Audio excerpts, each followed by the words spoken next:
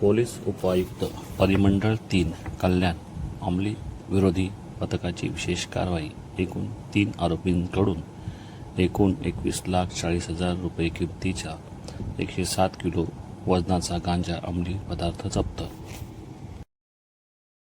पाडा पोलीस स्टेशनच्या हद्दीमध्ये जे अंमली पदार्थ विरोधी पथक जे आपल्या परिमंडळामध्ये काम करत आहे, सदर पथकाचे आपले जे अधिकारी आहेत एपीआय अनिल गायकवाड, ठोके जितेंद्र ठोके ग्रेड पीएस आणि सर्व टीमने सदरची कामगिरी केलेली आहे। आणि खडकपाडा वाडेकर परिसरामधून आपण 3 आरोपींना त्यामध्ये ताब्यात घेतलेला आहे। त्यांच्याकडून 107 किलो गांजा त्यांच्याकडून जप्त केलेला आहे।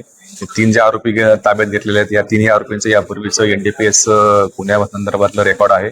यापूर्वी ते वेगवेगळ्या गुन्ह्यांमध्ये अटक झालेले होते अंमली पदार्थ तस्करीमध्ये। त्याच्यामध्ये पहिला आरोपीचं नाव आहे वसीम खान, तो आहे भिवंडीचा, त्याच्यावरती सुद्धा एक गुन्हा दाखल आहे जो आहे घाटकोपरचा। त्यानंतर दिनेश सरोज म्हणून आहे, हा आरोपी जो आहे तो ठाण्यामधला आहे, त्याच्यावरती पण सुद्धा घाटकोपरचाच एक 1800 किलो गांजा यापूर्वी जप्त केलेला होता।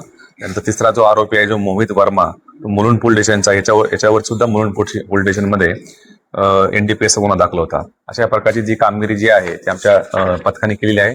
याच्यामध्ये अजूनही कोणते आरोपी आहेत ज्यांनी हा माल इथं सप्लाय केला होता आणि ह्या साखळीमध्ये इतरही काही आरोपी असू शकतात, त्या अनुषंगाने आमचा तपास सुरू आहे। सध्या त्या 3 पण आरोपींना आम्ही अटक केलेली आहे आणि कोर्टासमोर हजर केला असता आरोपींना आता 9 तारखेपर्यंत त्यामध्ये पोलीस रिमांड दिलेली आहे।